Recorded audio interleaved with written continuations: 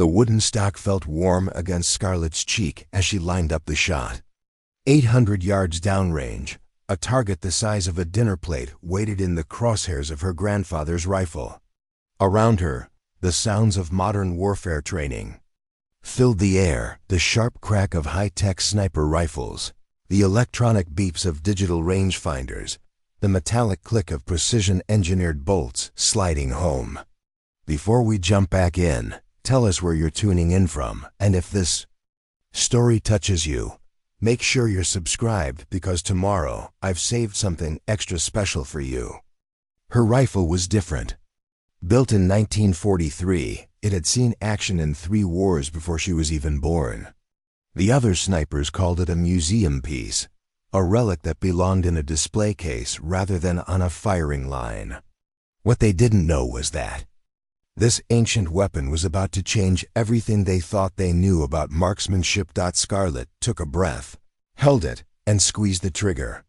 The shot rang out across Fort Morrison's training grounds, cutting through the morning air with a precision that would soon silence every laugh, every smirk, and every dismissive comment she'd endured for the past 6 months. But that moment was still to come. This story begins earlier, in a place where tradition met technology, where old-school craftsmanship would challenge modern innovation, and where one woman's determination to honor her family's legacy would expose truths that the military establishment wasn't ready to face. The notification came through Scarlett, Washington's email at 0630 hours on a Tuesday morning that would change the trajectory of her military career forever. She sat in her quarters at Fort Morrison, Georgia, still in her PT gear from the morning run, steam rising from her coffee mug as she read the message that would strip away everything she'd worked toward for the past 4 years. Private first. Class Washington, you are hereby notified that your application for Advanced Sniper School has been denied. Furthermore, your current assignment to the 82nd Regimental Combat Team's designated Marksman program is terminated effective immediately. Report to Sergeant Major Reynolds at 0800 for reassignment to General Infantry duties. Scarlett stared at the screen, reading the words 3 times before their meaning fully sank in. No explanation. No appeal process mentioned. Just a cold, bureaucratic dismissal of aspirations she'd held since the day she enlisted. The Advanced Sniper School represented the pinnacle of military marksmanship training. Selection was brutal, with acceptance rates typically hovering around 8%. Scarlett had spent 2 years preparing for the application process, maintaining perfect scores on every marksmanship qualification, studying ballistics theory until she could calculate wind drift and bullet drop in her sleep, and pushing her physical conditioning beyond anything the standard PT tests required. Her current role as a designated marksman had been a stepping stone toward that goal. The position required her to provide precision, fire support for her squad while maintaining the tactical mobility of a regular infantryman. It was demanding work that bridged the gap between standard rifleman and specialized sniper, and Scarlett had excelled at every aspect of it. The irony wasn't lost on her that the notification had arrived exactly 1 week after she'd achieved something unprecedented in the regiment's history. During the monthly qualification shoot, she'd recorded a perfect score using her grandfather's World War II-era Springfield rifle, while every other shooter relied on modern precision weapons worth 10 times as much. Staff Sergeant Martinez had been there that day, watching through his spotting scope as Scarlett's ancient rifle outperformed equipment fresh from military contracts with cutting-edge manufacturers. She'd seen the expression on his face shift from casual interest to something approaching disbelief as she put round after round into the center of targets at distances that challenged even the most experienced marksman. "That's impossible," he'd muttered after her 20th consecutive bullseye. "That rifle doesn't have the precision capabilities for those groups." But the targets didn't lie. While other shooters struggled with environmental factors and equipment malfunctions, Scarlett had adapted to conditions with an intuitive understanding of her weapon, that came from years of dedicated practice. The Springfield had belonged to her grandfather, Technical Sergeant Robert Washington, who'd carried it through the Pacific Theater and later through Korea. When he'd passed away during her senior year of high school, he'd left her the rifle, along with detailed journals documenting every modification he'd made to improve its accuracy. The weapon was a masterpiece of analog precision. Her grandfather had hand-lapped the barrel, adjusted the trigger to a crisp 2-pound pull, and bedded the action with an attention to detail that modern manufacturing couldn't replicate. The wooden stock bore the scars of combat, a small gouge from shrapnel in the Philippines, were marks from countless hours of field use, but it shot with an accuracy that defied its age. Scarlett had grown up with that rifle.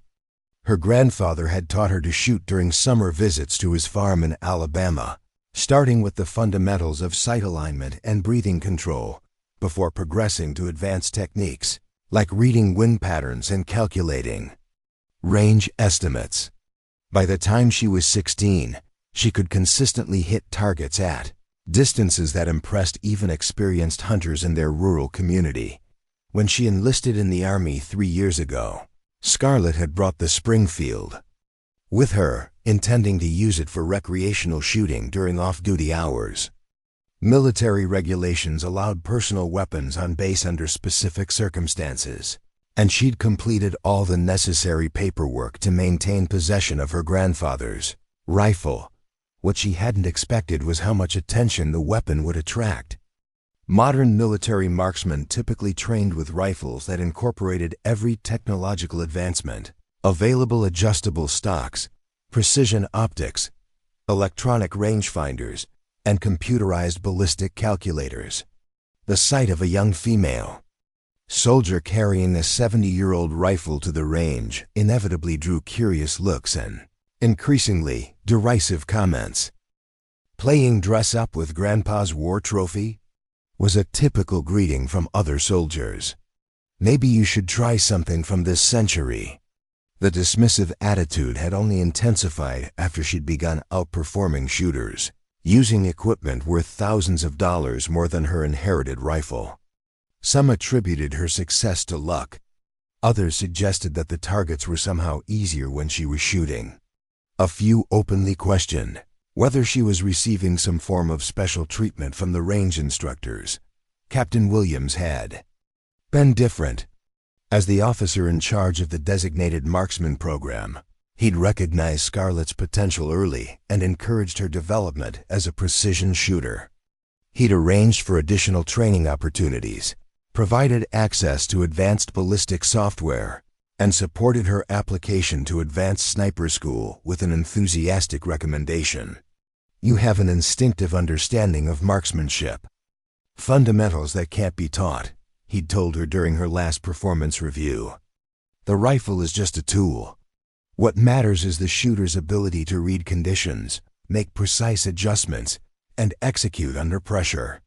You do all of that better than anyone I've worked with. But Captain Williams had been transferred to a training command in Virginia 2 months ago, and his replacement, Captain Thompson, had brought a different philosophy to the unit. Thompson was a West Point graduate with an MBA who approached military problems with corporate efficiency models and data-driven decision-making. He'd made it clear from his first day that he viewed the designated marksman program as an outdated concept that diverted resources from more important training priorities. In modern warfare, precision fire support comes from dedicated sniper teams with specialized equipment and extensive training, he'd announced during his initial briefing to the unit. The designated marksman role is a relic from an era when we couldn't afford proper specialization. Scarlett had watched her training opportunities disappear one by one under Thompson's management. Range time was reduced and eventually eliminated entirely. Her requests for ammunition allocations were denied. Most significantly, when the Advanced Sniper School application deadline arrived, Thompson had declined to provide the required command endorsement. "I don't see the value in sending soldiers to specialized training when they're current," Military occupational specialty doesn't require those skills, he'd explain when Scarlett had asked about the endorsement. Your time would be better spent focusing on infantry fundamentals. The real blow had come during a unit inspection when Thompson had noticed her grandfather's rifle in her wall locker. Military regulations required personal weapons to be stored in the unit armory when not in use, but Scarlett had received a special accommodation to keep the Springfield in her quarters due to its historical and sentimental value. This is inappropriate, Thompson had declared, examining the weapon with obvious distaste. Personal weapons have no place in a professional military environment. It creates the impression that our standard issue equipment is inadequate. That conversation had taken place 3 weeks ago. Now staring at the termination notice on her computer screen, Scarlett understood that Thompson had been building a case to remove her from the program entirely. The denial of her sniper school application was just the final step in a process that had begun the moment he'd taken command. She finished her coffee and began preparing for the meeting with Sergeant Major Reynolds. Whatever her new assignment would be, it certainly wouldn't involve the precision marksmanship skills she'd spent years developing. More likely, she'd find herself assigned to some administrative role where her shooting ability would be irrelevant. As she gathered her gear, Scarlett's eyes fell on the framed photograph sitting on her desk. It showed her grandfather in his dress uniform, holding the same Springfield rifle that now rested in her wall locker. Technical Sergeant Robert Washington had earned 3 Bronze Stars and a Silver Star during his military career, all while carrying that ancient weapon through some of the most challenging combat operations in modern history. He'd never talked much about the war years, but the journals he'd left behind told the story of a marksman who'd adapted his grandfather's hunting rifle to meet the demands of modern warfare. Every modification had been carefully documented, along with detailed notes about environmental factors, ammunition performance, and shooting techniques that maximize the weapon's potential. Scarlett had memorized those journals during high school, using her grandfather's knowledge to develop her own shooting skills. The techniques he'd developed in combat had served her well during her military training, giving her insights into marksmanship that went far beyond what was covered in standard instruction manuals. Now it seemed that knowledge would go unused. The Army had decided that her skills weren't valuable enough to warrant continued development, that her unconventional approach to precision shooting was incompatible with modern military standards. She locked the Springfield in her wall locker and headed out to face whatever Sergeant Major Reynolds had planned for her future. Behind her, the framed photograph of her grandfather seemed to watch from the desk, a reminder of a time when individual skill and dedication had been valued over conformity and standardization. Preparing and narrating this story took us a lot of time, so if you are enjoying it, subscribe to our channel. It means a lot to us. Now back to the story.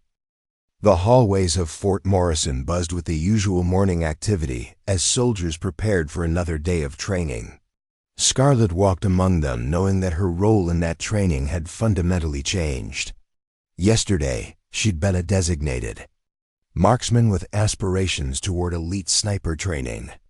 Today, she was just another infantry soldier whose specialized skills had been deemed unnecessary by a command structure that valued efficiency over excellence. The administrative building that housed Sergeant Major Reynolds' office stood at the center of the base, its utilitarian architecture reflecting the military's preference for function over form. Scarlett arrived 10 minutes early and spent the time reviewing her service record, trying to understand how someone with her qualifications and performance history had ended up facing reassignment to general duties. Her marksmanship scores were perfect. Her physical fitness assessments consistently rated in the top 5% of her peer group. Her leadership evaluations praised her dedication, initiative, and technical knowledge.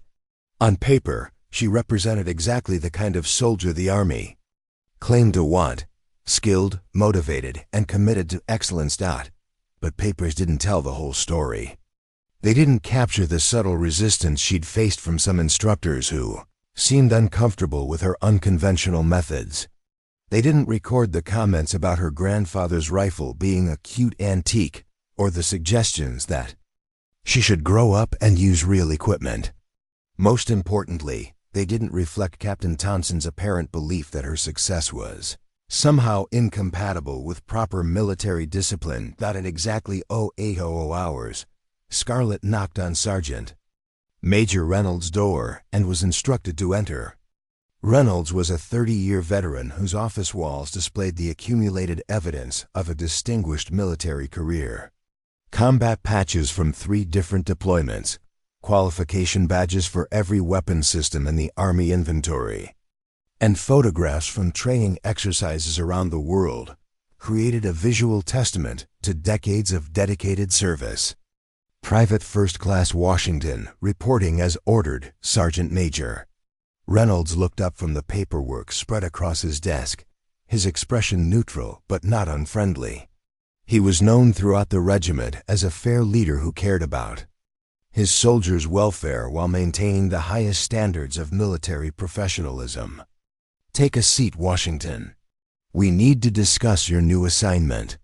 Scarlett settled into the chair facing Reynolds' desk, maintaining the posture and bearing expected of a soldier in a formal meeting. Whatever came next, she was determined to handle it with the dignity and professionalism her grandfather would have expected.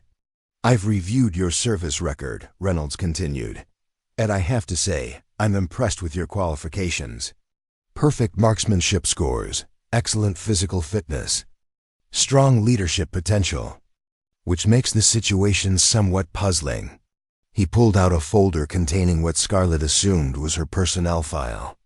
"Captain Thompson has requested that you be reassigned to administrative duties.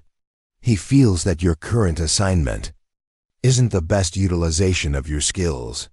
The irony of that statement wasn't lost on Scarlett.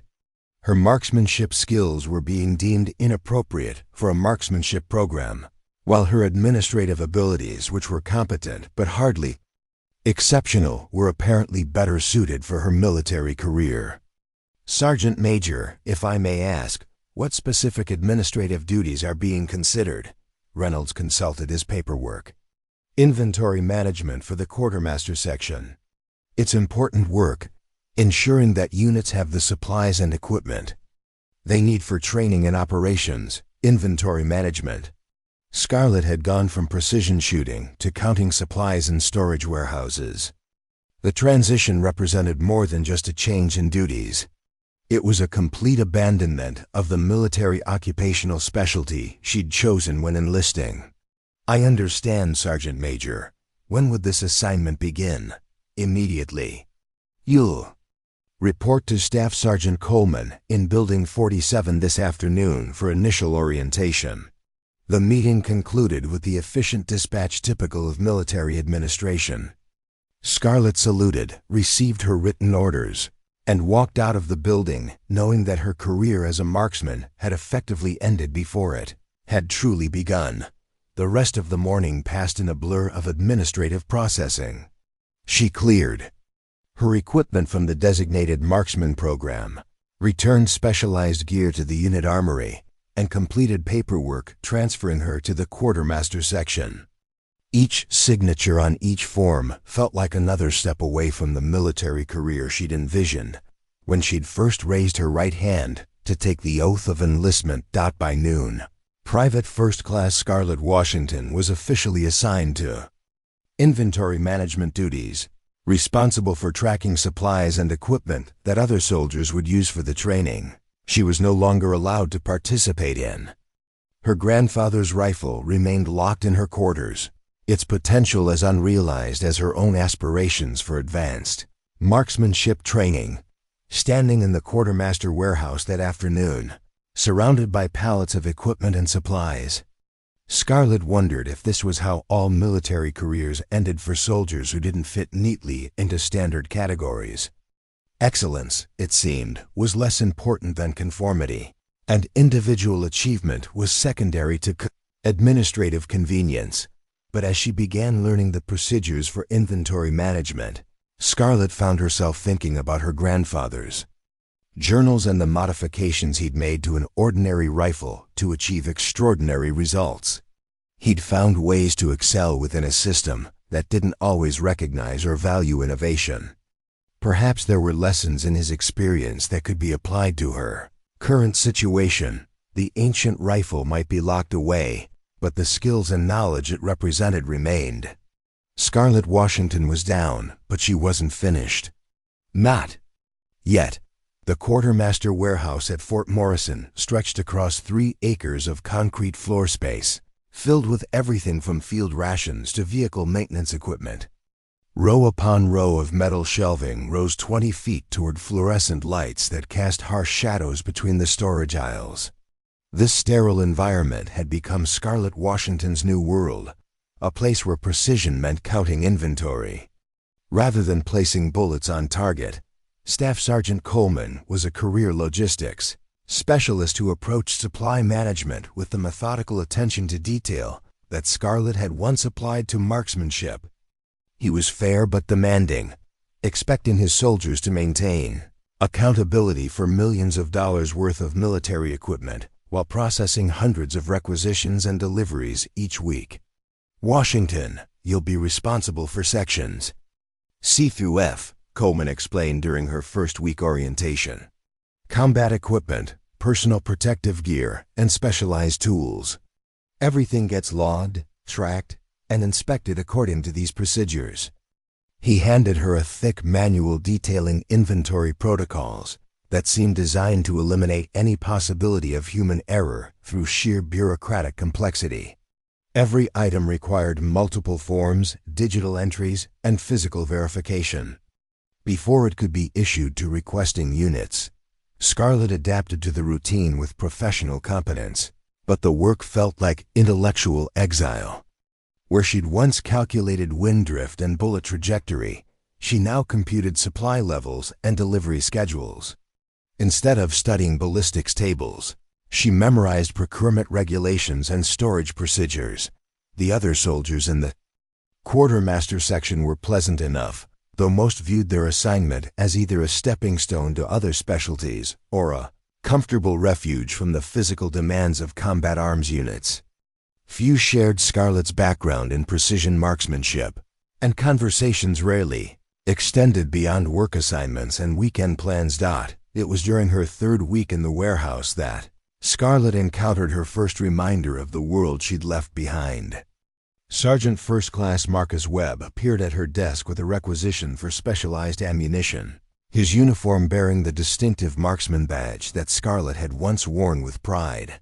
Need to draw some match-grade rounds for the sniper section, Webb said, sliding the paperwork across her desk. Captain Thompson authorized special training this month. Scarlett recognized Webb from her time in the designated marksman program. He'd been one of the more competent shooters, though his scores had consistently lagged behind hers during qualification exercises. Now he wore the confident bearing of someone whose career was advancing while hers had stalled. 300 rounds of .308 match ammunition, Scarlett read from his requisition. That's a significant allocation for training.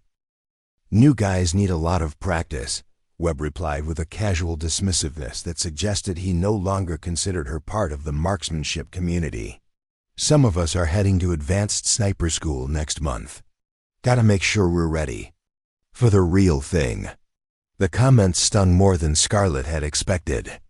Webb's qualification scores had never approached hers, yet he was advancing to the elite training she'd been denied. His success seemed to validate Captain Thompson's decision to reshape the unit according to his preferences for conventional approaches over individual excellence.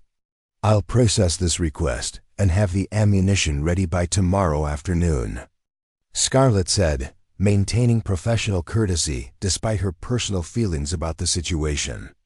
Appreciate it, Webb said, then paused as if remembering something. Hey, whatever happened to that antique rifle you used to carry around?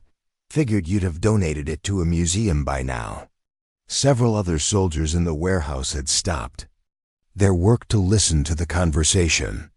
Scarlett felt their attention like a weight, aware that her response would be shared throughout the base by evening. "It's secured in my quarters," she replied simply. "Probably for the best. Wouldn't want anyone thinking our equipment standards were slipping." Webb grinned as he said it, clearly enjoying his position of relative authority. "Modern warfare requires modern tools, you know." After Webb left with his processed requisition, Scarlet found herself thinking about the implications of his visit. The sniper section was expanding while the designated marksman program had been eliminated entirely. Resources were being concentrated on conventional approaches that emphasized expensive equipment over individual skill development. More concerning was the casual way Webb had dismissed her grandfather's rifle as obsolete technology.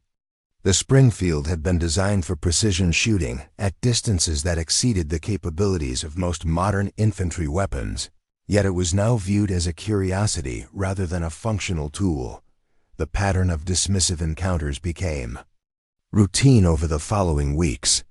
Soldiers from combat arms units would visit the warehouse for equipment draws, often making comments about her transition from shooting to supply management. Some were genuinely sympathetic, asking if she missed her previous assignment. Others seemed to view her reassignment as evidence that her marksmanship skills had been overrated. Corporal Johnson, from the armorer section, was particularly persistent in his mockery. A mechanic responsible for maintaining the unit's weapons, he considered himself an expert on military small arms, despite having minimal actual shooting experience. "Heard you used to think that old Springfield was better than our issue rifles," Johnson said during one of his frequent visits. "Guess reality caught up with that fantasy, huh?" "The rifle performed well within its design parameters," Scarlet replied diplomatically. "Come on, Washington. We both know you were just lucky for a while. These old bolt actions can't compete with modern semi-automatic precision rifles. The military moved away from them for good reasons." Johnson's confidence was typical of soldiers who confused technological advancement with individual capability. He assumed that newer equipment automatically translated to better performance, ignoring the role of training, experience, and fundamental shooting skills in achieving accuracy. "Have you had much experience with bolt-action rifles, Corporal?" Scarlet asked. "Enough to know they're obsolete. Rate of fire, magazine capacity, modularity. Modern rifles are superior in every category. That matters." The conversation attracted attention from other soldiers in the warehouse, creating an audience for Johnson's lecture on equipment capabilities. Scarlet recognized the dynamic from her previous assignment, where discussions about gear often became proxies for debates about military philosophy and training priorities. "Rate of fire isn't always the most important factor in precision shooting," she observed. "Accuracy and consistency matter more than volume of fire." "Maybe in the old days," Johnson replied dismissively. "But modern combat requires adaptability. You can't accomplish the mission with museum pieces." Private Lewis, one of the newer soldiers in the quartermaster section, had been listening to the exchange with obvious interest. After Johnson left, he approached Scarlet with questions about her marksmanship background. "Is it true you set some kind of record with that old rifle?" Lewis asked. "I achieved some good scores during qualification exercises," Scarlet replied carefully. "Johnson says that's impossible with World War II equipment. Says the rifling is probably worn out and the action too loose for precision work." Scarlet found herself in the uncomfortable position of defending her grandfather's rifle against criticisms from someone who'd never examined it closely. The Springfield had been meticulously maintained and modified for optimal performance, but explaining its capabilities would sound like boasting to soldiers who hadn't witnessed its accuracy firsthand. "Military rifles from that era were built to very high standards," she said instead. "With proper maintenance and ammunition, they can still perform well." The conversation was interrupted by the arrival of Lieutenant Harper from the base commander's staff. Harper was conducting a routine inspection of supply accountability, but her presence reminded Scarlet of the administrative apparatus that had redirected her career away from marksmanship. "Private Washington, I need to review your section's inventory reports for the past month," Harper said, settling at Scarlet's desk with an official bearing that suggested this was more than a routine.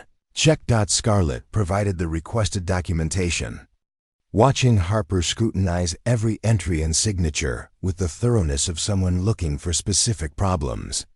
The inspection lasted 2 hours, covering procedures, accountability measures, and compliance with various regulations. "Your work is very thorough," Harper concluded. "Captain Thompson mentioned that you'd adapted well to administrative duties." The comment confirmed Scarlet's suspicion that her performance in the quartermaster section was being monitored by the same officer who'd removed her from the marksman program. Thompson apparently wanted to ensure that his decision had been vindicated by her success in a non-combat role. "I appreciate the feedback, ma'am," Scarlet replied. "The Army needs good logistics soldiers," Harper continued. "Sometimes the best career moves aren't the most obvious ones." After Harper left, Scarlet reflected on the implicit message in her words. Her reassignment was being portrayed as a positive development, an opportunity to excel in a field better suited to her abilities. The narrative cast Thompson as a wise leader who'd recognized her true potential and redirected her toward appropriate challenges. But Scarlet knew the reality was more complex. Her marksmanship skills hadn't diminished, and her passion for precision shooting remained as strong as ever. The inventory work was competent but unsatisfying, a use of her time that contributed to military operations without utilizing her specialized training or natural abilities. The most frustrating aspect of her situation was the gradual erosion of her connection to the marksmanship community. Webb's visit had demonstrated how quickly former colleagues could begin viewing her as an outsider, someone whose opinions about shooting were no longer relevant to their professional concerns. Even worse was the slow spread of revisionist history about her previous performance. Soldiers who'd witnessed her qualification scores were beginning to accept alternative explanations for her success. Maybe the conditions had been unusually favorable. Maybe the targets had been positioned differently. Maybe her equipment had provided some unfair advantage that others hadn't recognized at the time. Johnson's dismissive comments about her grandfather's rifle reflected a broader skepticism about unconventional approaches to military problems. The Springfield's accuracy was being reframed as a curiosity rather than a demonstration of how individual skill could maximize the potential of any weapon system. One evening, while completing paperwork in the warehouse after normal duty hours, Scarlet encountered Master Sergeant Davis from the base marksmanship unit. Davis had been an instructor during her initial training, someone whose experience and expertise she'd always respected. "Washington, heard you'd been reassigned," Davis said, his tone suggesting genuine regret about her situation. "Hate to see good shooters moved away from what they do best." "Inventory management has its own challenges," Scarlet replied diplomatically. "I'm sure it does. But watching you shoot was something special. That old Springfield of yours could put rounds exactly where you wanted them, consistently, under any conditions. Don't see that kind of natural ability very often." Davis's validation meant more to Scarlet than he probably realized. His assessment carried the authority of someone who'd trained hundreds of marksmen over a 20-year career, someone who understood the difference between technical competence and genuine shooting talent. "The rifle deserves most of the credit," Scarlet said. "My grandfather spent years perfecting its accuracy." "The rifle was just a tool," Davis corrected. "You were the one reading wind conditions and making elevation adjustments. Equipment doesn't shoot itself." Their conversation was interrupted by the arrival of Captain Thompson, who'd apparently been conducting his own after-hours inspection of various facilities. His expression tightened when he recognized Scarlet and Davis talking together. "Master Sergeant, Private Washington," Thompson acknowledged them with formal courtesy. Working late tonight? Just finishing some inventory reconciliation, sir. Scarlett replied. Good. Attention to detail is important in logistics work. Thompson's comments seemed directed more toward Davis than Scarlett, a reminder that her current assignment had his full support. Davis took the hint and excused himself, leaving Scarlett alone with the officer who'd redirected her military career. Thompson spent several minutes reviewing her workspace, checking procedures and examining documentation with the same thoroughness Lieutenant Harper had displayed. You've adapted well to these new responsibilities, he finally said. Sometimes, soldiers struggle when they're moved away from specialties they've become attached to. The work is important, sir, Scarlett replied carefully. It is, and it's work that contributes directly to unit readiness without the complications that can arise in more specialized fields. Thompson's meaning was clear. Her previous assignment had been problematic in ways that her current role was not. After Thompson left, Scarlett finished her paperwork in solitude, surrounded by the organized efficiency of the warehouse, but feeling more isolated than ever from the military community she'd joined to serve. Her grandfather's rifle remained locked in her quarters, its potential unrealized while she counted supplies and processed requisitions. The pattern would continue for weeks to come.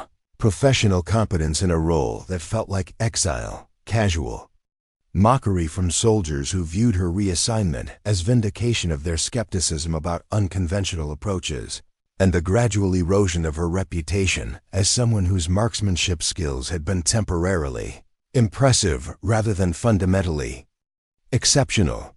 But late at night, when the warehouse was empty and her duties were complete, Scarlett would think about the feel of the Springfield's wooden stock against her cheek, and the satisfaction of watching bullets impact exactly where she'd aimed them. The skills remained, even if the opportunity to use them had been taken away. Somewhere in the back of her mind, she began to suspect that this exile might not be permanent. The Army had ways of testing soldiers that went beyond official evaluations, and sometimes the most important opportunities came from the most unexpected directions. For now, though, she was Inventory Clerk Washington, former marksman, learning to excel in a world that measured success in processed forms rather than precision shooting. It wasn't the military career she'd envisioned, but it was the reality she had to navigate while waiting for whatever challenges might come next. The emergency alert came through Fort Morrison's communication system at 13:47 hours on a Thursday afternoon that would forever change how the base viewed unconventional approaches to military problems. Scarlett Washington was processing equipment returns in Section D of the quartermaster warehouse when the announcement crackled through the overhead speakers, interrupting the usual rhythm of inventory management with news that would pull her back into the world she'd been forced to leave behind. All available personnel with advanced marksmanship qualifications report to Range Complex Alpha immediately. This is not a drill. Repeat.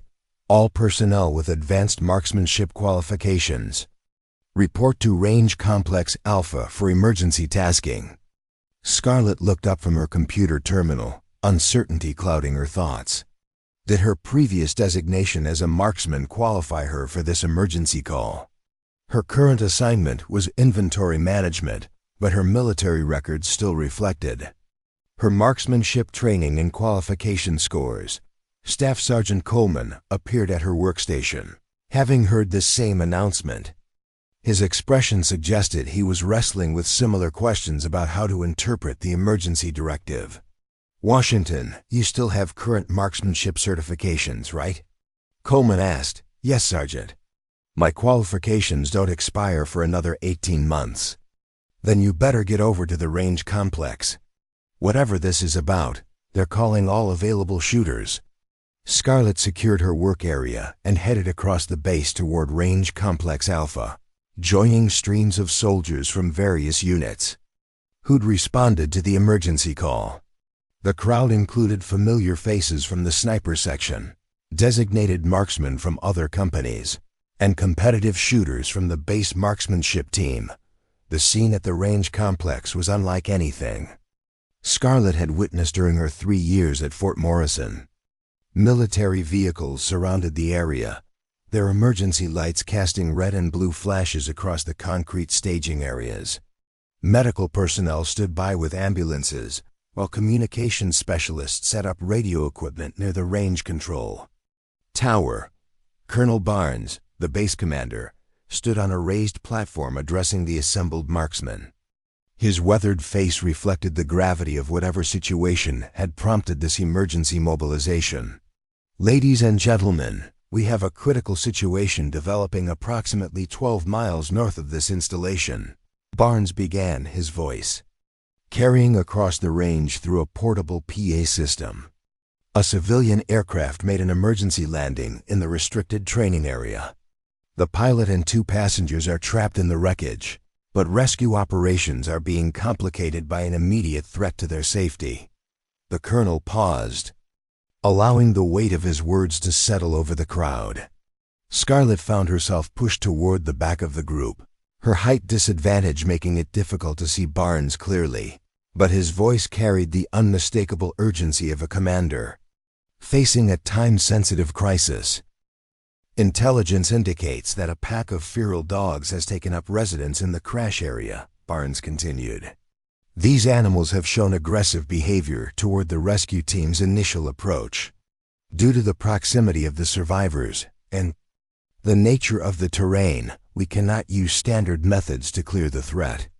Barnes gestured toward a large tactical map displayed on an easel beside the platform. Even from her position in the back, Scarlett could see the complex topography of the training area, a heavily wooded terrain with steep ridges and limited access routes. The rescue team needs precision marksmen to provide overwatch and eliminate the animal threat without endangering the survivors or rescue personnel. This mission requires shots at extended range in challenging environmental conditions. Captain Thompson stepped forward, consulting a clipboard of names and qualifications. Scarlett watched him with the same mixture of professional interest and personal apprehension she'd felt during every interaction since her reassignment. "We're organizing teams based on demonstrated proficiency and available equipment," Thompson announced. "Each team will consist of a primary shooter and a spotter, equipped with precision rifles and supporting gear." The selection process began immediately, with Thompson calling names from his list and directing selected personnel toward equipment tables, where military sniper rifles and supporting gear were being distributed. Scarlett recognized most of the chosen marksman members of the sniper section, competitive shooters, and experienced designated marksmen from various units. Webb stepped forward when his name was called, accepting a precision rifle system worth more than most soldiers earned in a year. The weapon incorporated every technological advancement available to modern military marksmen: adjustable stock, precision optics, electronic range finding, and computerized ballistic calculation systems. "Sergeant Webb, you'll team with Corporal Martinez as your spotter," Thompson directed. "Your sector will cover the eastern approach to the crash site." The selection process continued through a dozen names, each representing soldiers with demonstrated marksmanship abilities and access to state-of-the-art equipment. Scarlett watched the proceedings with growing resignation, understanding that her current assignment and unconventional equipment choices had effectively removed her from consideration. But as Thompson neared the end of his list, unexpected complications began to emerge. 2 of the selected marksmen were discovered to be off base on emergency leave. Another had been injured during morning PT and was medically unavailable. Most critically, one of the precision rifle systems failed a function check, leaving its assigned shooter without appropriate equipment. Master Sergeant Davis approached Thompson with obvious concern, pointing toward the tactical map and discussing something in urgent, low voices. Their conversation was too quiet for the assembled soldiers to overhear, but their body language suggested serious problems with the mission plan. "We need additional marksmen," Thompson finally announced, his professional demeanor masking what Scarlett suspected was significant frustration. All qualified personnel, regardless of current assignment, step forward for evaluation. Scarlett hesitated for a moment, aware that stepping forward would bring her directly to Thompson's attention in a way that might not be welcome, but the emergency nature of the situation and the potential danger to civilian lives overrode her personal concerns about career consequences. She moved toward the front of the group, joining a handful of other soldiers whose qualifications had initially been overlooked. Thompson's expression tightened when he recognized her, but he maintained professional courtesy as he reviewed her service record on his tablet. "Washington, your marksmanship scores are current, but you don't have access to appropriate equipment," Thompson observed. "The mission requires precision rifles with advanced optics and ballistic computers." "Sir, I have my personal rifle available if needed," Scarlett replied carefully. "That World War II relic?" Thompson's tone carried barely concealed disdain. "This mission requires modern precision equipment, not museum pieces." The exchange attracted attention from other soldiers in the area, including several who'd witnessed Scarlett's qualification performances during her time in the designated marksman program. Master Sergeant Davis stepped closer, his expression suggesting he disagreed with Thompson's assessment. "Sir, Washington's personal weapon has demonstrated exceptional accuracy," Davis interjected. "Her qualification scores with that rifle exceeded most of our precision systems." "Qualification range conditions are different from field operations," Thompson replied dismissively. "We need reliable equipment for a mission this critical." The debate was interrupted by an urgent radio transmission from the rescue team at the crash site. The static-filled voice carried the tension of personnel operating under immediate threat. "Base, this is Rescue Team Alpha. The animal pack has become increasingly aggressive. We need immediate support to establish a secure perimeter." "How soon? Can you deploy the marksman teams?" Colonel Barnes took the radio personally, his face reflecting the pressure of a situation that was deteriorating by the minute. "Rescue Team Alpha, marksman teams are being organized now. Stand by for deployment timeline." Barnes turned to Thompson with obvious urgency. "Captain, how soon can we get shooters in position?"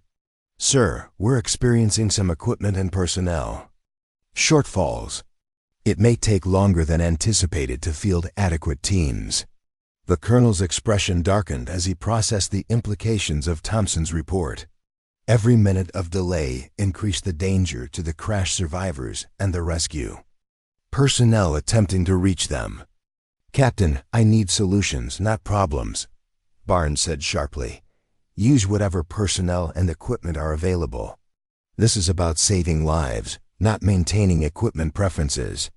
Thompson looked around the assembled marksmen, clearly weighing his options against the pressure of direct orders from the base commander. His gaze settled on Scarlett with obvious reluctance. "Washington, how quickly can you retrieve your personal weapon and report back here?" he asked. 15 minutes, sir." "Do it.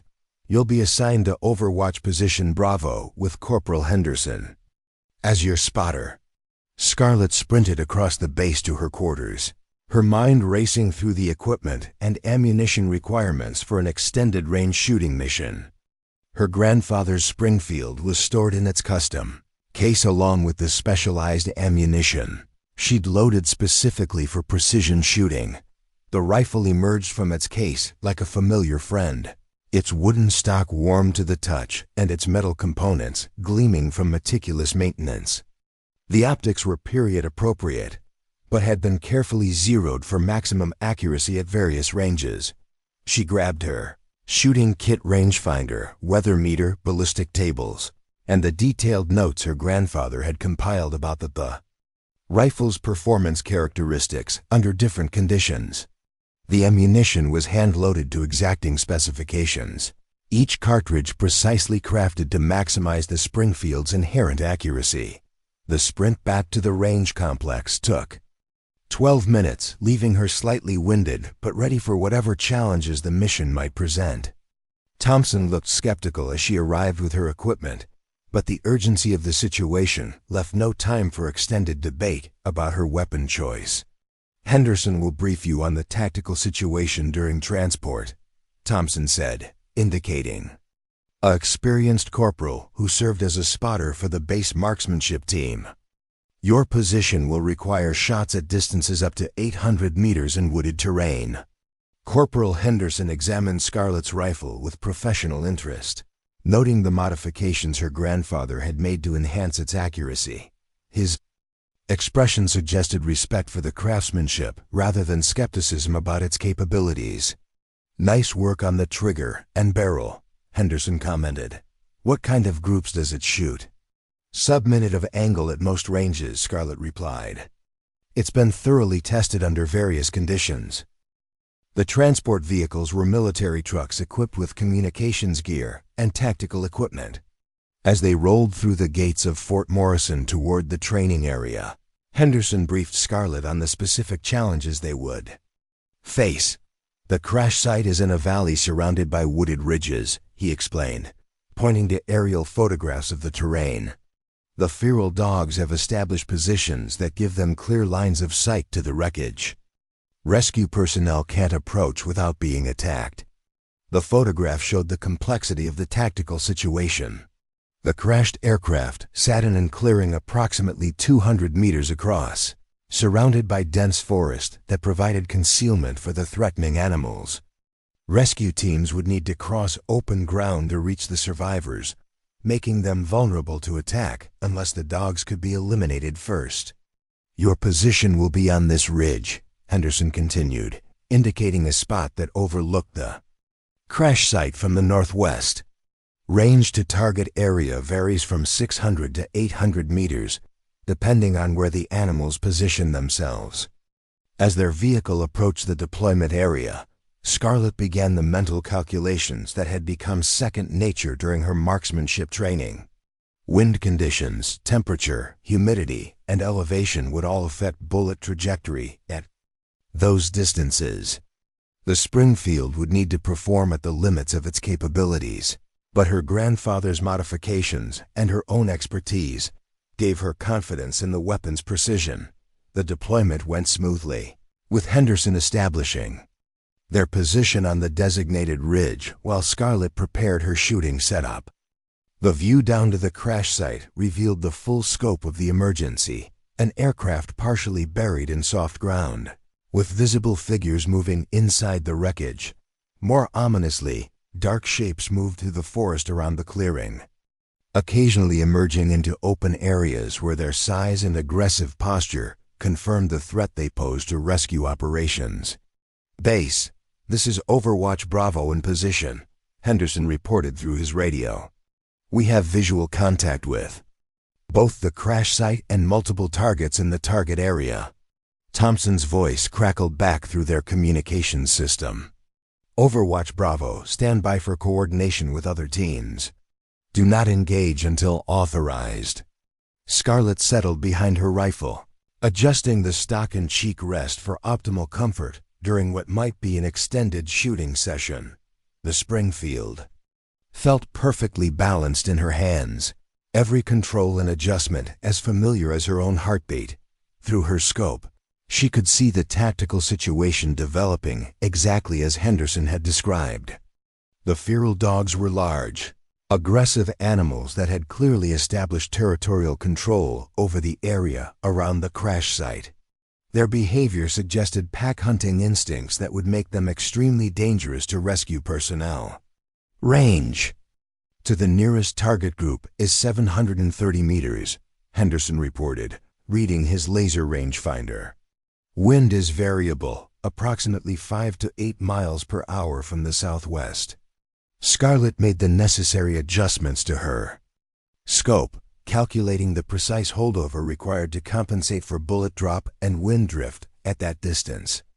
The Springfield's familiar weight and balance gave her confidence, but she knew this would be the most challenging shooting she'd ever attempted under actual field conditions. The radio crackled with reports from other Overwatch positions as the marksman teams coordinated their coverage of the crash site. Modern precision rifles with advanced optics and ballistic computers were being positioned around the perimeter, each representing thousands of dollars in military technology. In contrast, Scarlett's grandfather's rifle represented 7 decades of proven performance, enhanced by modifications that had been tested in actual combat conditions. The disparity in equipment was obvious, but she'd learned that shooting ability ultimately depended more on the person behind the weapon than the technology they carried. All Overwatch positions, this is base. Thompson's voice came through the radio. Rescue team is preparing to move. Stand by to engage on my command. Scarlett took a deep breath and settled into her shooting position, the Springfield scope revealing every detail of the scene below. The moment she'd been preparing for throughout her military career was about to arrive, but not in the way she'd ever imagined. Instead of proving herself in a controlled qualification environment, she would demonstrate her abilities under emergency conditions where lives hung in the balance and failure wasn't an option. The ancient rifle that others had mocked was about to face its most critical test, and Scarlett Washington was ready to show exactly what unconventional approaches could accomplish when skill met necessity. The first shot came from Overwatch Alpha. At 16:32 hours, the sharp crack of a modern precision rifle echoing across the valley as Sergeant Webb engaged a target on the eastern perimeter of the crash site. Through her scope, Scarlett watched one of the feral dogs spin and fall. Webb's shot finding its mark at just over 600 meters. "Good hit, Alpha," Thompson's voice crackled through the radio network. "Continue engaging targets of opportunity." Scarlett maintained her position on the northwestern ridge, watching the tactical situation develop through the Springfield scope while Corporal Henderson provided range estimates and wind readings. The pack's behavior had changed dramatically. After Webb's shot, instead of dispersing as expected, the remaining animals had moved to more defensive positions that kept them largely concealed from the other Overwatch teams. "Base, this is Overwatch Charlie," came the frustrated voice of another marksman. Target went to ground behind heavy cover. No clear shot available. Similar reports filtered in from the other positions as the feral dogs demonstrated an intelligence that complicated the mission significantly. Rather than fleeing from the gunfire, they had adapted their positioning to exploit the limitations of the marksman's fields of fire. Henderson lowered his binoculars with obvious concern. "These animals are smarter than anyone expected," he observed. "They're using terrain features to stay protected while maintaining threat positions near the crash site." Through her scope, Scarlett could see the problem clearly. The dogs had taken cover behind fallen logs, rock formations, and dense vegetation that blocked direct shots from most of the Overwatch positions. Their new locations still allowed them to threaten rescue personnel approaching the wreckage, but made them nearly impossible targets for the other marksman teams. "Overwatch Bravo, do you have visual contact with targets in your sector?" Thompson's voice carried growing frustration as the tactical situation stalled. Henderson consulted his range cards and sector assignments. "Negative base, primary targets. Have moved to covered positions. No clear shots available." That assessment was technically accurate based on the standard rules of engagement that required clear, unobstructed shots to minimize the risk of missing and potentially endangering rescue personnel. But Scarlett could see opportunities that Henderson's conventional training had taught him to dismiss as too risky. One dog had positioned itself behind a fallen tree approximately 40 meters from the crash site. The animal was largely concealed, but small portions of its body were visible through gaps in the branches. A precision shot through those gaps would eliminate the threat, but it would require threading the bullet through an opening less than 8 inches wide at 750 meters. Another target had taken cover behind a rock formation. That provided protection from the other Overwatch positions, but left it partially exposed to Scarlet's angle of approach. The shot would require compensating for a significant crosswind and placing the bullet through a narrow window between two large stones. These were the kinds of shots her grandfather had described in his combat journals, opportunities that required absolute confidence in equipment and abilities, chances to succeed where conventional approaches failed. The Springfield had been designed for precisely this type of precision work, and Scarlet's training had prepared her for exactly these conditions. "Base, Overwatch Bravo has potential shots on 2 targets, she transmitted, knowing that her assessment would likely be challenged. "Overwatch Bravo, clarify your target description," Thompson replied immediately. "Other teams report no clear shots available in that sector." Henderson looked at Scarlet with surprise, then raised his binoculars to scan the area she was observing. His expression suggested he couldn't identify the opportunity she was seeing. "The targets are partially concealed, but engagement is possible. With precision placement," Scarlet explained carefully. "Negative Bravo. Rules of engagement require clear, unobstructed shots. Continue observation and report when you have appropriate targets." Scarlet felt the familiar frustration of having her judgment questioned by commanders who prioritize compliance over results. Thompson was applying training range standards to a real-world emergency, where civilian lives hung in the balance and conventional approaches weren't working. The radio network buzzed with increasingly urgent reports from the rescue team at the crash site. The delay in clearing the animal threat was allowing the survivors' medical condition to deteriorate, while rescue personnel remained unable to provide assistance. "Base, this is Rescue Team Alpha. We're getting reports of smoke from the aircraft, possible electrical fire developing. We need immediate clearance to move forward." Colonel Barnes's voice cut through the radio chatter with unmistakable authority. "All Overwatch positions, I need those animals eliminated now." "Whatever it takes," Thompson responded with obvious tension. "Sir, the targets have moved to covered positions. Standard engagement protocols don't allow shots with the current conditions." "Captain, I don't care about standard protocols. I care about saving lives. If you have marksmen in position, use them." The exchange created exactly the kind of situation Scarlet had faced repeatedly throughout her military career, a conflict between rigid adherence to procedures and the flexibility required to accomplish the mission. Thompson's training had taught him to follow established rules, but those rules weren't designed for the complex realities of emergency operations. Through her scope, Scarlet watched smoke beginning to curl from the crashed aircraft, confirming the rescue team's worst fears about developing fire hazards. The survivors' time was running out while the Overwatch teams remained. Paralyzed by procedural limitations, she made her decision. "Henderson, I'm taking the shot on target 1, she announced quietly, adjusting her scope for the precise range and environmental conditions. "Washington, you heard the rules of engagement," Henderson replied. "That's not a clear shot." "It's clear enough." Scarlet settled into her shooting position, feeling the Springfield's familiar weight and balance, as she aligned the crosshairs with the narrow gap in the fallen tree where portions of the target remained visible. The wind had shifted slightly, requiring an adjustment to her holdover. Calculations. Her grandfather's voice seemed to whisper through the decades. "Trust the rifle. Trust your training, and trust your judgment when lives are at stake."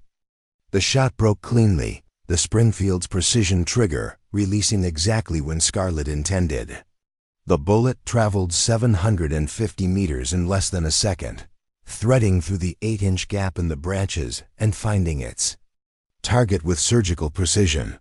The dog dropped immediately, eliminated by a shot that had required threading a bullet through an opening that most marksmen would have considered impossible at that range. "Holy shit," Henderson breathed, watching through his binoculars as the threat was neutralized. "How did you make that shot?" Before Scarlet could respond, Thompson's voice exploded through the radio network. "Overwatch Bravo, Did you just engage without authorization? Report your status immediately. Overwatch Bravo, target eliminated, Scarlet replied calmly, already shifting her aim toward the second opportunity she'd identified. Bravo, you were ordered to maintain observation only. Explain your actions. Scarlet ignored the radio chatter and focused on her second target, the dog position behind the rock formation. This shot was even more challenging, requiring her to place the bullet through a gap between two stones while compensating for a crosswind that had increased to nearly 10 miles per hour. The calculations came automatically, years of training and practice allowing her to process the variables without conscious thought. She adjusted her scope, accounted for wind drift, and squeezed the trigger with the same mechanical precision she'd learned from her grandfather's journals. The second shot was as successful as the first, eliminating another threat through what appeared to be an impossible angle of fire. Henderson watched the impact through his binoculars, his professional composure giving way to open amazement. 2 targets down, he reported through the radio, his voice carrying a mixture of respect and disbelief. The radio network fell silent for several seconds as the other Overwatch teams processed what had just happened. Scarlet had eliminated 2 targets that other marksmen hadn't even been able to see clearly, using a 70-year-old rifle to accomplish shots that modern equipment couldn't manage. All Overwatch positions, this is base, Colonel Barnes's voice cut through the silence. Outstanding shooting, Bravo. Continue engaging targets as available. Thompson's response came immediately, his tone tight with barely controlled anger. Sir, Overwatch Bravo violated established rules of engagement. Those shots were unauthorized. Captain, those shots were successful, Barnes replied sharply. Which is more than I can say for the rest of your marksman teams. The exchange created an awkward tension across the radio network as other personnel realized they were witnessing a direct confrontation between the base commander and the officer in charge of the marksmanship teams. Thompson's authority was being challenged publicly, his judgment questioned in front of the soldiers he commanded. Scarlet continued scanning for additional targets, aware that her actions had created consequences that extended far beyond the immediate tactical situation. She had defied direct orders, violated established protocols, and demonstrated capabilities that undermined Thompson's entire approach to marksmanship training, but she had also saved lives and accomplished the mission when conventional methods had failed. The Springfield had proven itself against modern equipment, and her unconventional approach had succeeded where standard procedures had produced only frustration and delay. Overwatch Bravo, movement in your sector, Henderson reported, spotting another dog that had emerged from cover to investigate the elimination of its packmates. This target was at the maximum effective range of most military rifles, nearly 900 meters from Scarlet's position. The shot would require compensating for significant bullet drop and wind drift, pushing the Springfield to the absolute limits of its capabilities. That's a long shot, Henderson observed, reading the range on his laser rangefinder, 870 meters. Are you confident at that distance? Scarlet consulted the ballistic tables her grandfather had developed through decades of testing and refinement. The Springfield could make the shot, but it would require perfect execution under challenging conditions. I can make it, she replied. Adjusting her scope for the extended range, the wind had shifted again, now coming from the northwest at approximately 12 miles per hour. The bullet would need to travel nearly a full second to reach the target, during which time wind drift could push it several inches off course if her calculations were even slightly incorrect. She took her time with this shot, double-checking her adjustments and allowing her breathing to settle into the rhythm her grandfather had taught her. The crosshairs steadied on the target as she applied pressure to the trigger, feeling the mechanism break exactly as it had been designed to do. The shot was perfect, dropping the distant target with the same precision she'd demonstrated at closer ranges. Henderson watched the impact through his spotting scope, his expression reflecting the growing realization that he was witnessing something exceptional. "Target down at 870 meters, he reported, his voice carrying new respect for both Scarlet and her ancient rifle. The radio network erupted with congratulations from the other marksman teams and urgent reports from the rescue personnel, who were finally able to approach the crash site safely. Scarlet had eliminated 3 critical threats in less than 10 minutes, clearing the way for rescue operations to proceed. "Outstanding work, Overwatch Bravo," Colonel Barnes transmitted personally. "Your actions have saved lives today." But Thompson's voice followed immediately, cold with barely contained fury. "Overwatch Bravo, you will maintain position until relieved. We'll discuss your conduct when you return to base." The threat was unmistakable. Despite her success, despite saving civilian lives and accomplishing the mission, Scarlet would face consequences for violating the rules of engagement and defying Thompson's authority. Her choice to trust her judgment over his orders had been vindicated by results, but military discipline didn't always reward success that came through insubordination. Henderson looked at her with a mixture of admiration and concern. "Washington, that was some of the finest shooting I've ever witnessed. But Thompson's going to try to hang you for it." "I know," Scarlet replied simply, watching through her scope as rescue personnel finally reached the crashed aircraft and began extracting the injured survivors. The mission was successful. Lives had been saved. The Springfield had performed flawlessly under the most demanding conditions, proving that old doesn't necessarily mean obsolete. But Scarlet understood that her real battle was just beginning. Thompson would use her violation of orders to justify everything he'd said about her lack of discipline and inability to follow military protocol. Her success would be reframed as dangerous insubordination that set a bad example for other soldiers. The very achievements that should have vindicated her approach would instead be used as evidence against her. But as she watched the rescue operation proceed smoothly below, Scarlet felt no regret about her choices. She'd been trained to think independently, to adapt to unexpected situations, and to accomplish the mission regardless of obstacles.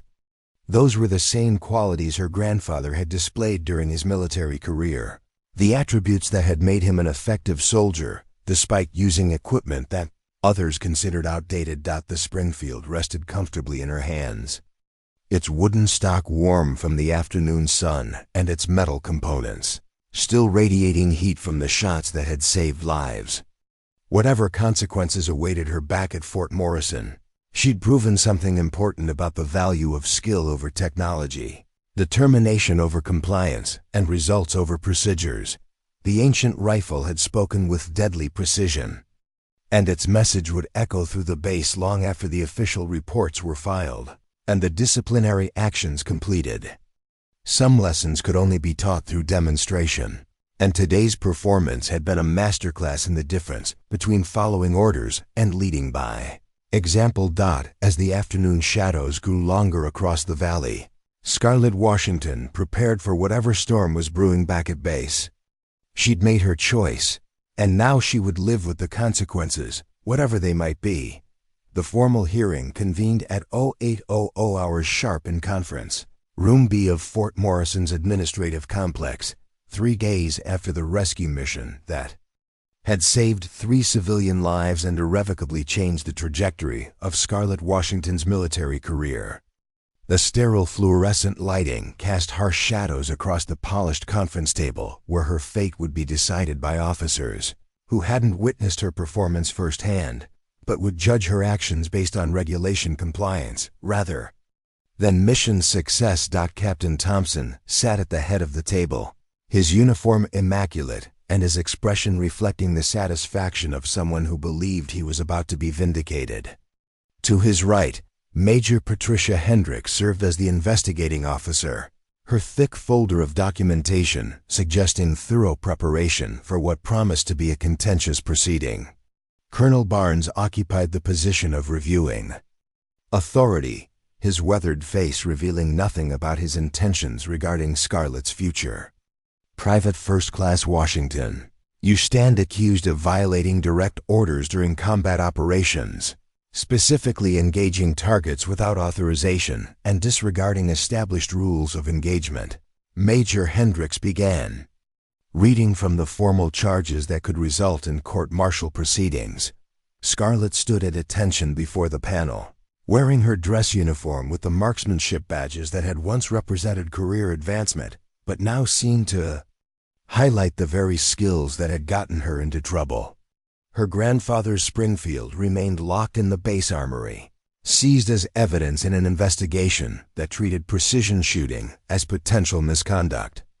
How do you plead to these charges? Hendricks continued. I acknowledge my actions but dispute the characterization of misconduct. Scarlet replied carefully, having spent 3 sleepless nights preparing for this moment with the base legal assistance. Officer Thompson leaned forward with obvious displeasure. The facts are undisputed, Private Washington. You were given direct orders to observe only and engage targets solely when explicitly authorized. You violated those orders repeatedly. Sir, the tactical situation required immediate action to prevent civilian casualties, Scarlet responded. The rescue team reported smoke developing from the aircraft, indicating imminent fire danger to the survivors. The tactical situation required following orders, Thompson shot back. Military discipline exists precisely to prevent individual soldiers from making unauthorized decisions based on their personal assessment of circumstances. Major Hendricks consulted her documentation, which included transcripts from the radio communications during the mission. Private Washington, at 16:34 hours you were specifically ordered to maintain observation only after reporting potential shots. You then engaged multiple targets without receiving authorization to fire. Yes, ma'am. The targets I identified were eliminated, allowing rescue operations to proceed successfully. That's not the issue, Thompson interjected. The issue is your complete disregard for lawful orders and established protocols. You demonstrated exactly the kind of undisciplined behavior that led to your removal from the designated marksman program. The comment stung because it connected her current situation to the pattern of conflicts that had defined her military career.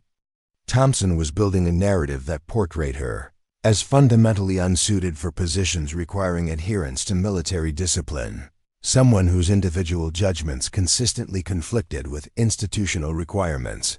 Colonel Barnes spoke for the first time since the hearing began, his voice carrying the authority of someone who'd commanded troops in actual combat situations. Captain Thompson, let me understand your position clearly. You're arguing that Private Washington should have maintained observation while civilian lives were at risk and other marksman teams were unable to engage effectively? Sir, I'm arguing that military discipline requires following orders regardless of individual assessments of tactical situations. If we allow soldiers to disregard direct commands whenever they disagree with leadership decisions, we undermine the entire command structure. And what about mission accomplishment? Barnes asked. The rescue mission succeeded specifically because Private Washington eliminated threats that other teams couldn't engage. Doesn't that factor into your evaluation? Thompson's expression tightened. Sir, success achieved through insubordination sets a dangerous precedent. We can't validate undisciplined behavior simply because it produces favorable outcomes. Major Hendricks spread several documents across the conference table, including after-action reports from the rescue team and statements from other personnel who'd participated in the mission. Let's examine the specific circumstances more closely. Corporal Henderson, you were Private Washington's spotter during the mission. Henderson, who'd been called as a witness, stepped forward with obvious reluctance. His testimony would be crucial in determining whether Scarlet's actions constituted reasonable initiative or dangerous insubordination. Yes, ma'am, I provided range estimates and environmental readings for Overwatch Bravo. In your professional opinion, were the shots Private Washington took achievable using standard military procedures? Henderson hesitated, clearly aware that his answer would affect both Scarlett's future and his own standing with Captain Thompson. "Ma'am, the targets were partially concealed behind cover that blocked direct shots from other positions. The angles and ranges involved required extremely precise placement." "Could other marksman teams have made those shots using their assigned equipment and positions?" "Negative, ma'am. The terrain features that provided concealment for the targets created dead zones for most of the overwatch positions." Thompson intervened before Henderson could elaborate further. "Corporal, the relevant issue isn't whether the shots were technically difficult, but whether they complied with established rules of engagement. Did Private Washington have clear, unobstructed targets as required by standard protocols?" Henderson's discomfort was obvious as he struggled to balance honesty with loyalty to his chain of command. "Sir, the targets were partially concealed, but Private Washington had sufficient visibility to engage accurately." "Partially concealed means not clear and unobstructed," Thompson stated firmly, "which means her shots violated established engagement criteria." Colonel Barnes leaned back in his chair, studying the documents and witness testimony with the analytical approach of someone who'd faced similar command decisions throughout his career. His next question cut to the heart of the matter.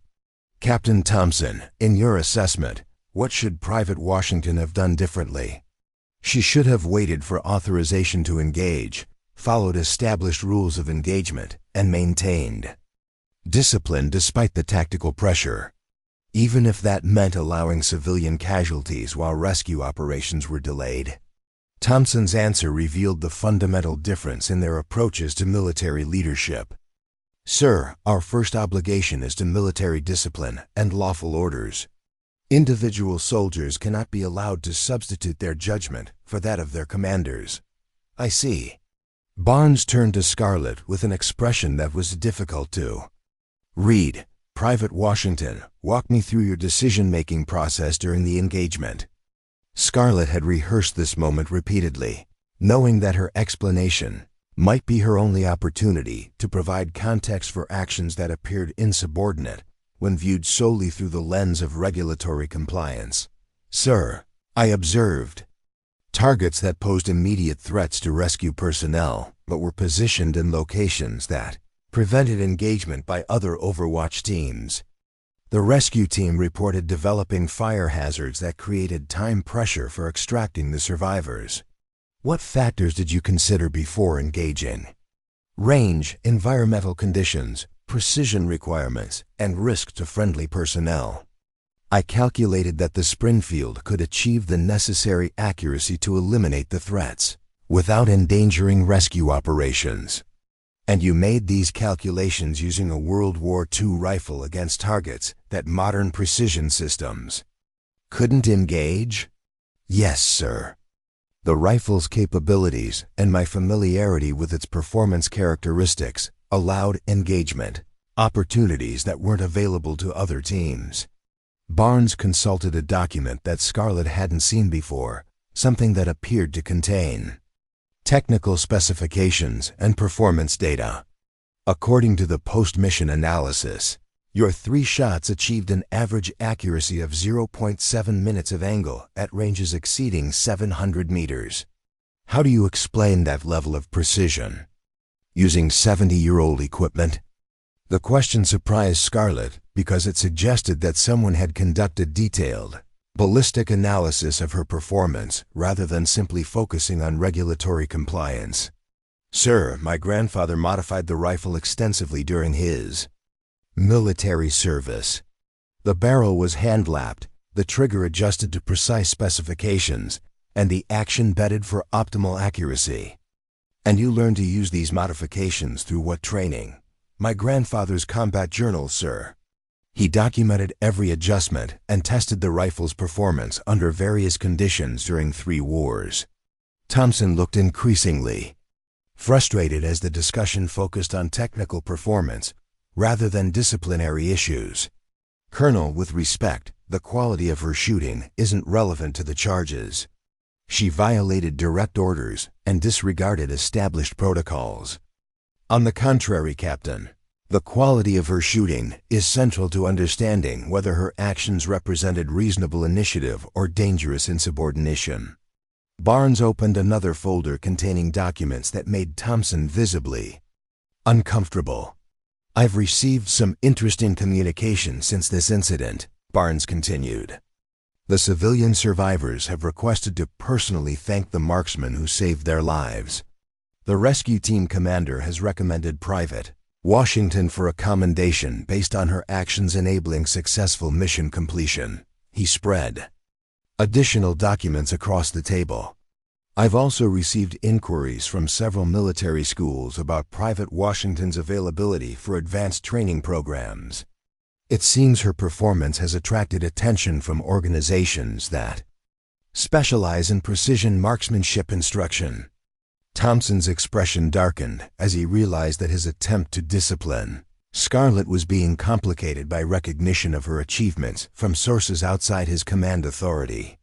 Sir, external recognition doesn't change the fact that she violated military discipline, he insisted. No, it doesn't, Barnes agreed. But it does provide context for evaluating whether her actions represented poor judgment or exceptional performance under extraordinary circumstances. Major Hendricks had been taking notes throughout the hearing, and her question suggested she was trying to establish whether Scarlett's behavior fit a pattern of insubordination or represented an isolated incident driven by specific tactical requirements. Private Washington, have you previously violated direct orders during military operations? No, ma'am. Have you received any disciplinary actions for failure to follow lawful commands? No, ma'am. In your current assignment to the Quartermaster Section, have you demonstrated reliability and adherence to procedures? Scarlett glanced at Thompson before answering, aware that her performance in inventory management had been monitored as evidence of her ability to function in a structured environment. Yes, ma'am. Staff Sergeant Coleman has consistently rated my performance as exceeding standards. Hendricks consulted her documentation again. Staff Sergeant Coleman's written statement describes your work as exemplary in attention to detail and procedural compliance. That doesn't sound like someone with chronic discipline problems. Thompson appeared increasingly isolated as the hearing developed in directions he hadn't anticipated. His case against Scarlett was based on regulatory violations, but the broader context suggested someone whose actions had been driven by mission requirements rather than insubordinate tendencies. Major Hendricks, I request permission to present additional evidence relevant to this case, Barnes announced, producing a folder that he'd kept separate from the other documentation. Proceed. Sir, Barnes opened the folder to reveal what appeared to be classified communication traffic and intelligence reports. 3 days ago, this base received a priority message from United States Special Operations Command. They're conducting a classified program to identify marksmen with exceptional abilities for specialized training. The room fell silent as Barnes continued. Private Washington's performance during the rescue mission has been forwarded to SOCOM for evaluation. They've requested her service record and availability for potential assignment to advanced programs. Thompson looked stunned. The disciplinary action he'd initiated was being overshadowed by recognition from the highest levels of military special operations, organizations that valued precisely the kind of independent thinking and exceptional skill that he'd been trying to suppress. Sir, that doesn't change the charges she's facing, Thompson said weakly. No, but it does change how we interpret those charges, Barnes replied. The question isn't whether Private Washington violated specific orders. The question is whether her actions demonstrated the kind of initiative and capability that the military needs in its most demanding roles. Barnes stood, indicating that the hearing was reaching its conclusion. Captain Thompson, your concerns about military discipline are valid and important, but they must be balanced against mission accomplishment and the recognition of exceptional performance. He looked directly at Scarlett. Private Washington, your actions during the rescue mission were technically violations of direct orders. However, those same actions saved civilian lives and enabled mission success when conventional approaches had failed. The colonel's next words would determine whether Scarlett's military career continued or ended in court-martial proceedings. The charges against you are hereby dismissed. Your actions are being reviewed for potential commendation rather than punishment. Thompson's face reflected the shock of someone whose entire approach to leadership had been repudiated by his superior. Officer, sir, I must respectfully object to this decision. It sets a dangerous precedent for military discipline. Captain, what it sets is a precedent for recognizing excellence, regardless of the package it comes in. Barnes replied firmly. This hearing is concluded. As the officers filed out of the conference room, Scarlett remained standing at attention, hardly believing that the charges against her had been dismissed. Her grandfather's rifle would be returned. Her record would reflect commendation rather than discipline, and her future suddenly included possibilities she'd never imagined. But she also understood that Captain Thompson's hostility hadn't disappeared with the hearing's conclusion. If anything, his public embarrassment would intensify his determination to prove that unconventional approaches represented threats to military effectiveness rather than assets to be cultivated. The real test was just beginning. And Scarlett Washington was about to discover exactly how far her exceptional abilities could take her in a military establishment that was slowly learning to value results over conformity. 6 weeks after the hearing that had saved her military career, Scarlett Washington found herself standing in the most unlikely place imaginable, the Pentagon's E-Ring, waiting outside the office of Brigadier General Patricia Morrison, Director of Special Operations Personnel. The polished marble floors and institutional grandeur of the nation's military headquarters seemed worlds away from the quartermaster warehouse where she'd been counting inventory just 2 months earlier. The investigation that had led to this moment began quietly, triggered by Colonel Barnes's decision to review not just Scarlett's case, but the entire pattern of marksmanship program management at Fort Morrison. What started as administrative due diligence had uncovered a systematic campaign to suppress unconventional approaches and eliminate soldiers who didn't conform to preferred training methodologies.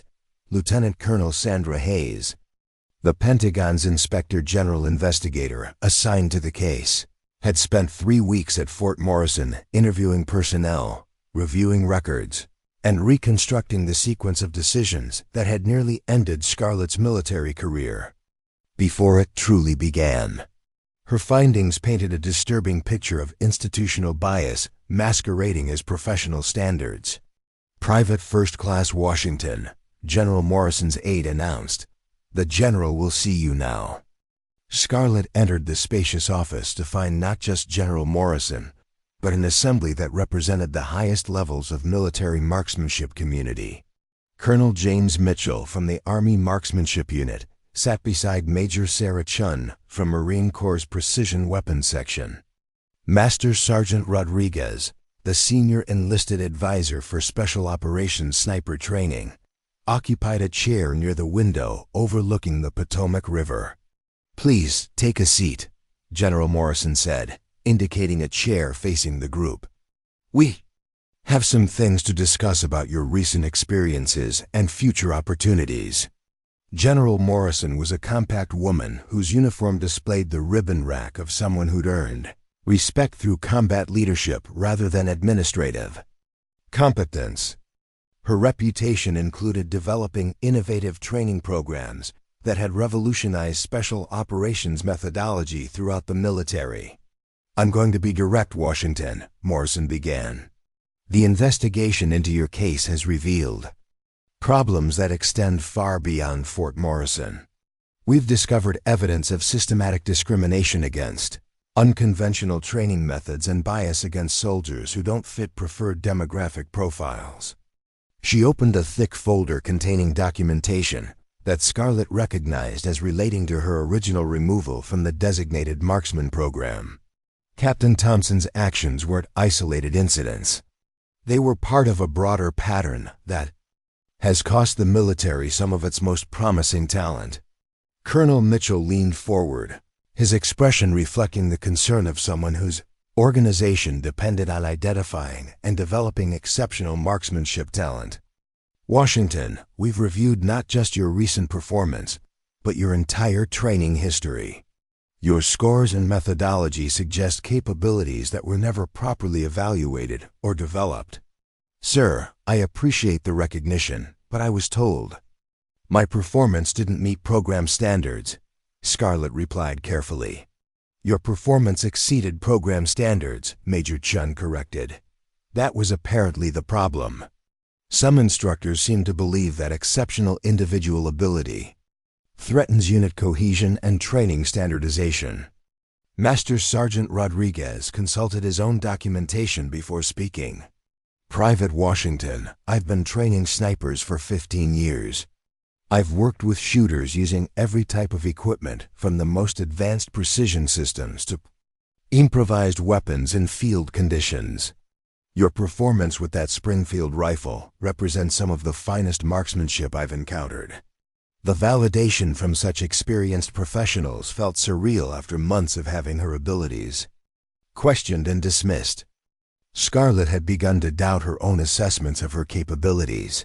Wondering if Thompson's criticisms might contain truth she'd been unwilling to acknowledge. The investigation revealed some interesting details about your grandfather's military service, General Morrison continued, producing another folder that contained documents Scarlett had never seen. Technical Sergeant Robert Washington wasn't just a combat veteran.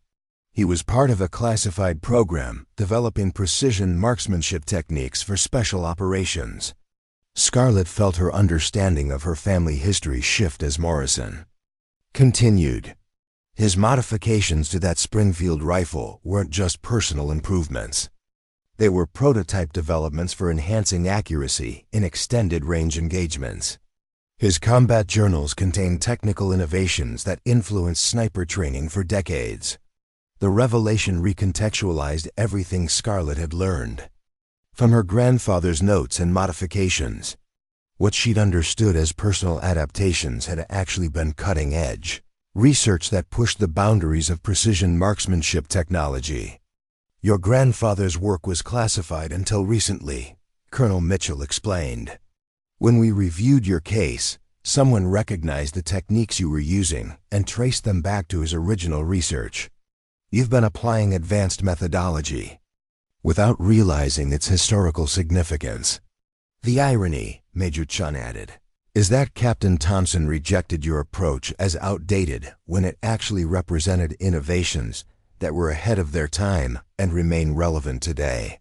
General Morrison stood and walked to a wall display showing organizational charts for various special operations units. Washington, we're offering you immediate transfer to the Advanced Marksmanship Training Center at Fort Benning. You'll undergo evaluation for assignment to Special Operations Sniper programs. The opportunity was beyond anything Scarlett had imagined. When she'd first applied for Advanced Sniper School, the training center at Fort Benning represented the pinnacle of military marksmanship instruction, where soldiers were prepared for the most demanding precision shooting assignments in the armed forces. Sir, I'm honored by the opportunity, Scarlett replied. But what about my current assignment? Your current assignment was a waste of talent that we're correcting, Morrison said bluntly. Staff Sergeant Coleman has been informed that you're being transferred to specialized training. He sends his congratulations and says inventory management's loss is the sniper community's gain. Master Sergeant Rodriguez smiled at that comment. Coleman's right. We've been looking for someone with your combination of technical knowledge and practical ability. Your grandfather's research provides historical foundation, but your performance proves you can apply those concepts under modern conditions. There's something else, General Morrison added, returning to her desk to retrieve a final folder. Captain Thompson's conduct during your case has prompted a broader review of training standards and evaluation procedures. Several other soldiers who were inappropriately removed from programs are being reconsidered for advanced training. The systemic nature of the problems was becoming clear. Thompson's bias against Scarlett hadn't been an isolated incident, but part of a pattern that had affected multiple careers and wasted military resources through prejudicial decision-making. Thompson has been reassigned to administrative duties pending completion of the investigation, Colonel Mitchell reported. His authority over marksmanship training has been permanently revoked. What about the other soldiers who were affected? Scarlett asked, thinking about women who might have faced similar discrimination without the dramatic rescue mission that had brought her case to attention. That's part of why you're here, Major Chun replied. We want you to help us identify training methodologies and evaluation procedures that will prevent these problems in the future. Your experience provides insight into how bias can disguise itself as professional standards. The conversation continued for another hour, covering training schedules, specialization options, and long-term career development. By its conclusion, Scarlett understood that her military future had been completely transformed by events that had begun with discrimination and evolved into recognition at the highest levels. As she prepared to leave, General Morrison made one final comment that connected her individual story to broader military evolution. Washington, the armed forces are learning that diversity of approach strengthens rather than weakens our capabilities. Your grandfather's innovations were suppressed in his era because they didn't fit conventional thinking. We're determined not to repeat that mistake.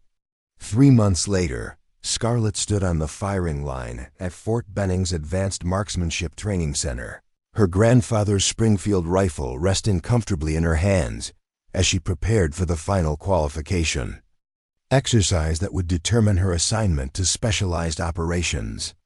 The target was 1,200 meters downrange, a distance that tested both equipment and shooter to their absolute limits. Around her, other candidates used the most advanced precision rifles available, weapons worth tens of thousands of dollars and incorporating every technological innovation developed for military marksmanship. Their scopes featured computerized ballistic calculation, electronic wind measurement, and automated range finding that eliminated much of the human calculation required for extreme distance shooting. But Scarlett had learned to trust her grandfather's approach and her own abilities over technological solutions. The Springfield's mechanical simplicity demanded greater skill from the shooter, but it also provided reliability and consistency that electronic systems couldn't always match. "Shooter ready?" called the range safety officer. "Ready," Scarlett replied, settling into the shooting position that had become as natural as breathing through months of intensive training. The wind was challenging, gusting between 8 and 15 miles per hour from multiple directions that created complex deflection patterns. The morning sun created mirage effects that distorted target appearance, while temperature gradients affected bullet trajectory in ways that required constant adjustment. She closed her eyes briefly, feeling the rhythm of her breathing and the familiar weight of the rifle against her shoulder. In her mind, she could hear her grandfather's voice providing guidance that bridged 7 decades of marksmanship evolution. Trust the fundamentals, adapt to conditions, and let the rifle do what it was designed to do. The shot broke cleanly, the Springfield's precision trigger releasing exactly when Scarlett intended.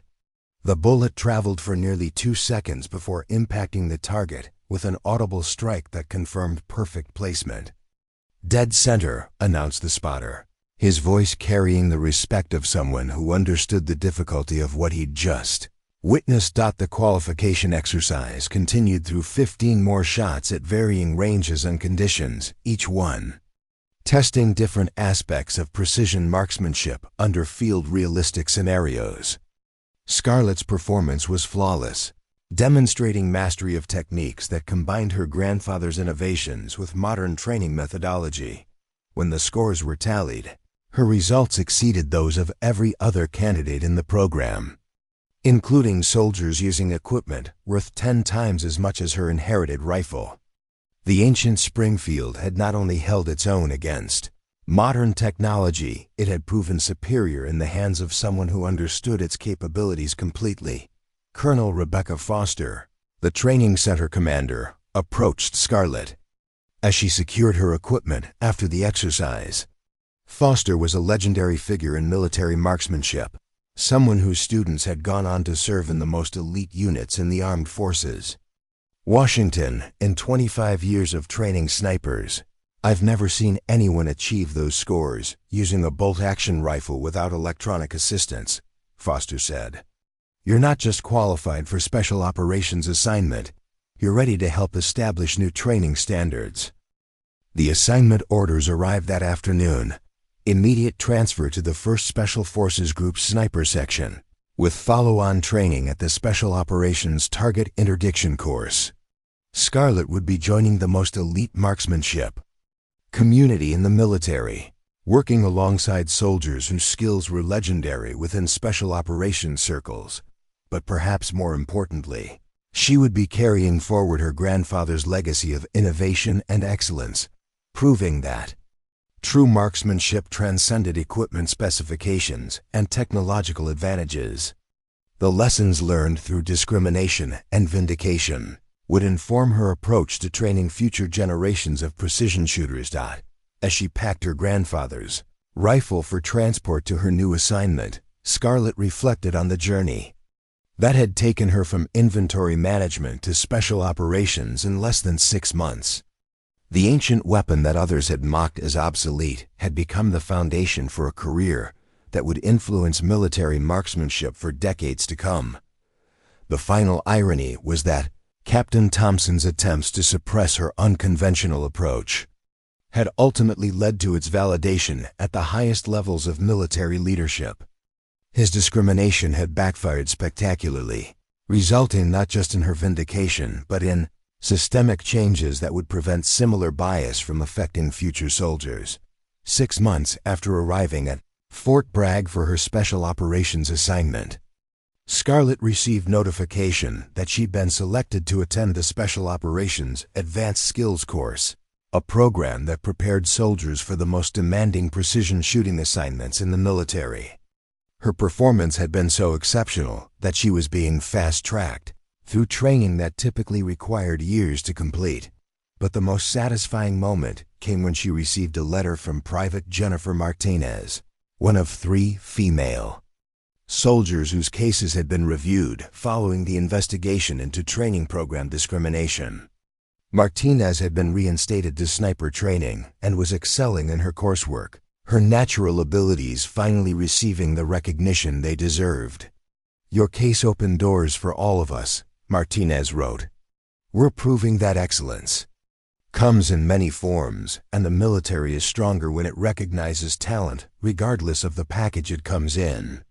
The letter reminded Scarlett that her individual vindication had broader implications for military culture and training methodology. By refusing to accept discrimination disguised as professional standards, she'd helped create opportunities for others who might have faced similar obstacles. 1 year after the rescue mission that had changed everything, Scarlett Washington stood before a new class of marksmanship students at the Advanced Training Center, her instructor credentials reflecting expertise earned through both exceptional performance and hard-won experience with institutional bias. Excellence in marksmanship isn't about having the most expensive equipment or following the most conventional approaches, she told her students. It's about understanding fundamentals, adapting to conditions, and never accepting that good enough is actually good enough. In her hands was her grandfather's Springfield rifle, now legendary within the marksmanship community as the weapon that had redefined expectations about precision shooting capabilities. The ancient rifle served as a powerful symbol that innovation and excellence could emerge from the most unexpected sources. Your job as marksman isn't just to hit targets, Scarlett continued.